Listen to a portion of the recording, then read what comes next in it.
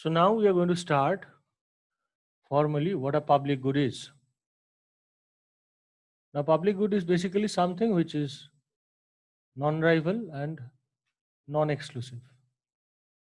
Up to this, everything is fine. What is the problem? It generates positive externality, and that's not the problem, obviously. The problem is, but providing it is costly. Since it generates positive externality, what happens is rational people, they basically wait for someone to provide it because they will enjoy free. And I think you have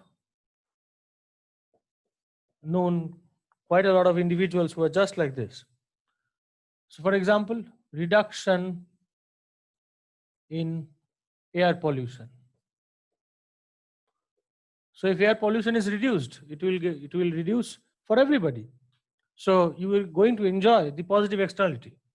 But since if it is reduced for even a single individual, it will benefit everybody. No one is actually ready to pay for it because why? Let's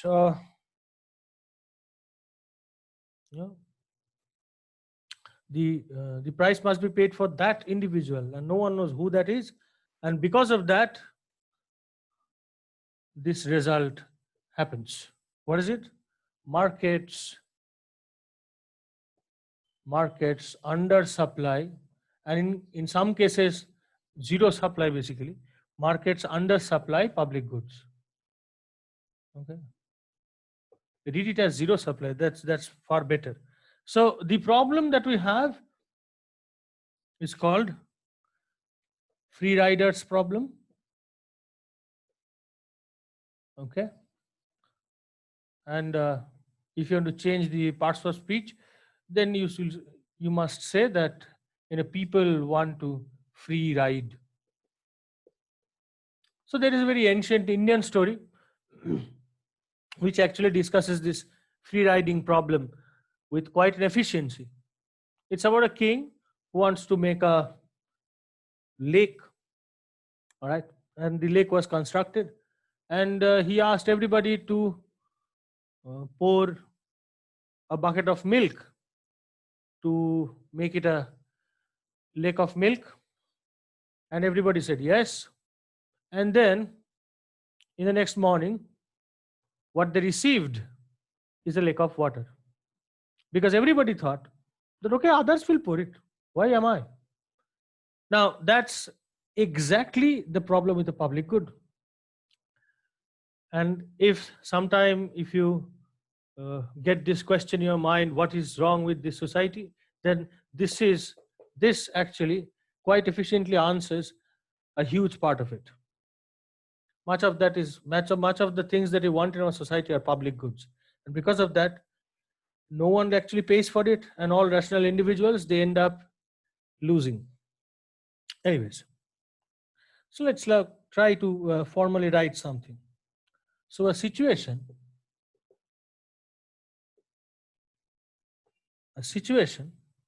in which people benefit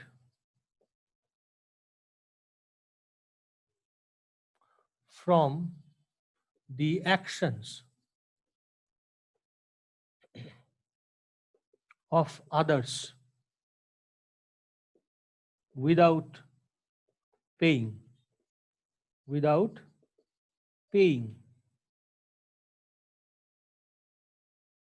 To put it simply, trying to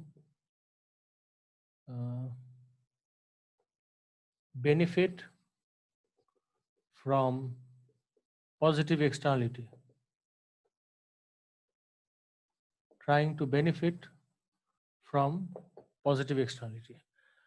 And to be true, we behave like this more often than even you can imagine.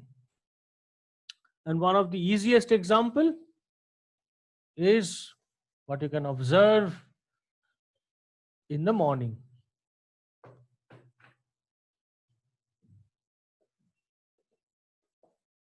So let's just say morning walkers collecting flowers from others' gardens. Living in a flat, this is something that you will not observe. But if you live in a house, if you ever lived in a house, you know what I'm talking about. This is the biggest, simplest, and easily observable problem example of people becoming free riders. Okay, now we are going to take two concrete examples. Okay, so in the first example, we will go through a game theoretic analysis of what actually exactly we are talking about, and in the second, we will take a demand supply view of the whole thing. And much like we have used demand supply to show that in perfect competition, negative externality produces more than what is required. In positive externality, just the symmetric result holds. So basically, it is undersupplied or underproduced, as we might say.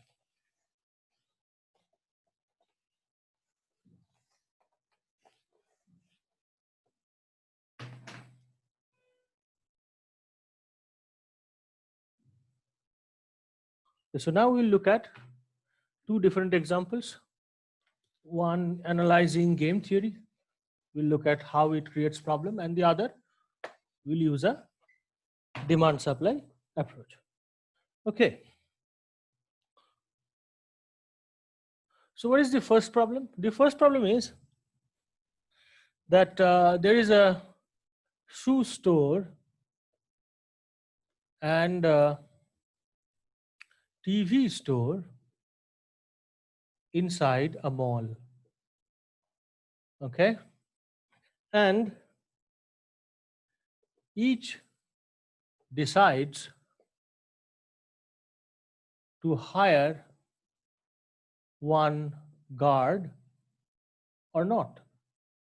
Now, the problem is guards, or rather here, guard will provide one guard that they will hire. So guard will provide service without rivalry. Okay. So it's not that if the TV store basically hires a guard, the guard is going to work only for the TV store, not the shoe store. Nothing of that will occur. Okay. And that's true for actually any guard you see in a shopping mall. Okay. Now, the cost of employing is 10 per hour. Now, the benefit to each is 8 per hour. So if you go individually, the benefit is less than the cost, right? But here we let so, because so the combined benefit is 8 into 2, that is 16 per hour. Now this is greater than 10 per hour, which says that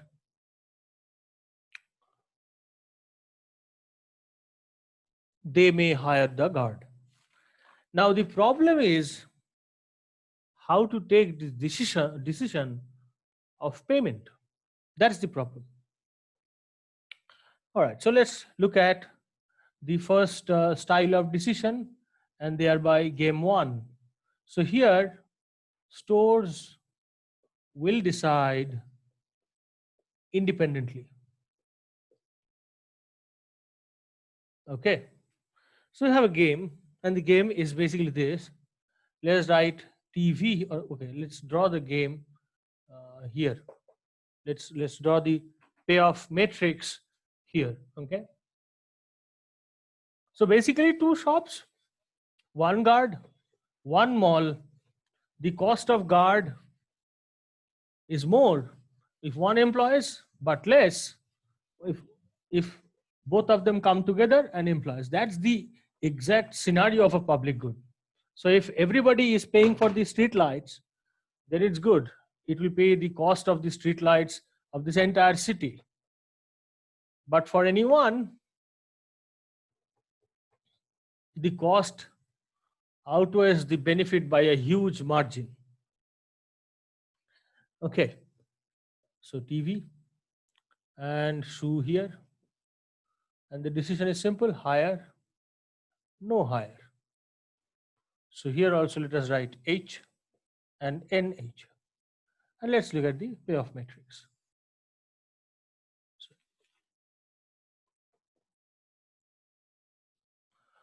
Okay. So if both hires independently, decide independently. So if both hires independently, what will happen? -2 and -2. If independently both go on hiring, as we said, because of the cost outweighs the benefit. Now, if this store hires it, then cost is 2. But if the TV, it goes for no hire, then it has received 8. Why? Because the guard will provide security, and for that, TV store, it doesn't have to pay any money. Okay. Here what happens is, if they hire independently, if they think of independently hiring, then for both of them, the personal calculation will result in -2 and -2. Okay. All right. So here it will be repeated symmetrically opposite. And if they do not hire, then they gain nothing. So finding the optimal is pretty easy, because what is this? This is basically a prisoner's dilemma. This is a PD structure, right? So we have a dominant strategy here. So we have a dominant strategy here for each one, for each store. And if you look at the Nash, then what will be the Nash? For hire, no hire is better. For no hire, even no hire is better. So our dominant strategy has become NH, no hire for each. So we are looking at the equilibrium 0, 0. Okay. So we end up, so this payoff basically says, gives us no hiring at equilibrium. So definitely the public good, that is the security guard, will not be supplied. Okay. And why is the reason? Because this payoff of 8, this symbolizes our discussion of free ride for both. And referring to the story of this country, this is the free riding problem. Okay. Now let's look at another game where the decision-making problem is taken in a different format, a format which is basically quite common to us, and that is split the fare. Split the fare or cost in our example of hiring a guard. Okay. And in general, it appears that, okay, this is a very good solution, because that's what we generally do, right? Now, obviously, if they split the cost, then the payoffs here, they will change, right? So let's look at the changed payoff. So the decision making is that we are both going to, we are both going to hire a guard and pay 50-50. So let's see what happens if we do that. Okay, so hire and hire. So if they both hire, okay, then the payoff is the following. You get the benefit of 8 and you pay 5. So 3, 3. Now what happens in hire and do not hire? If this guy hire, then we reach the old payoffs, right? If someone hires and the other guy does not, then we have the old payoff. And if none of them hires, then basically it becomes 0, 0. So the payoff essentially changed, but only in this cell. Now, does this changes the dominant strategy, or for that matter, the Nash equilibrium? Let's see. So if I take higher, this is better. And if I take not higher, then also not higher is better. If you go by this, it gives the same result. So nothing has changed in the sense that equilibrium has remained same. So even if they decide like the usual kind of decision that we think, it remains same because the character of the PD, that didn't change. The dominant strategy, that didn't change. So in the end, what you observe is that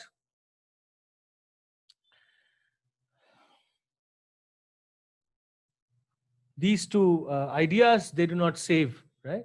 So the production of supply of public good is basically 0. So now, why? In this problem, what has really changed from a traditional problem that we used to solve? Okay, forget the game, think of the actual problem. So what really has changed from a traditional problem? Something did change, right? Because of that, we have this problem. And the answer is not simply because it's a public good. The answer is that the demand structure of the market, it has changed. The market demand that we used to derive earlier, okay, that derivation will not work now. So here, if we look at the social benefit curve, okay, the computation of it is very different. So if you are thinking about the market demand of a guard generated by the shoe store and the television store together, then that's quite different. And what is the rule here? The rule is this: the market demand curve, or as we say, social marginal benefit curve, okay,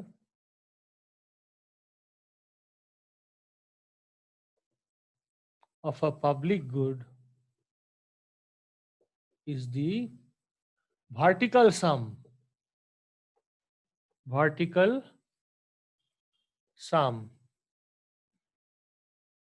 of marginal benefit received by each.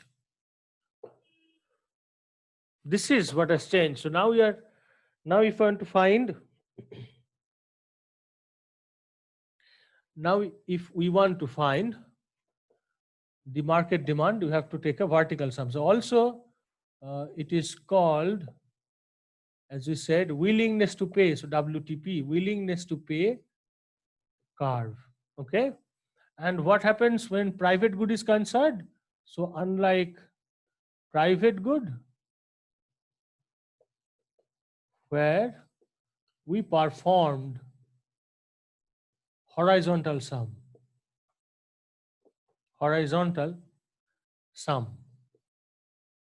So that means when you are looking at a public good, you are basically looking at a different kind of a demand curve, not the usual one. So that means the pricing and provision, they must be quite different, right? Okay. So to understand that, let's take a demand supply example.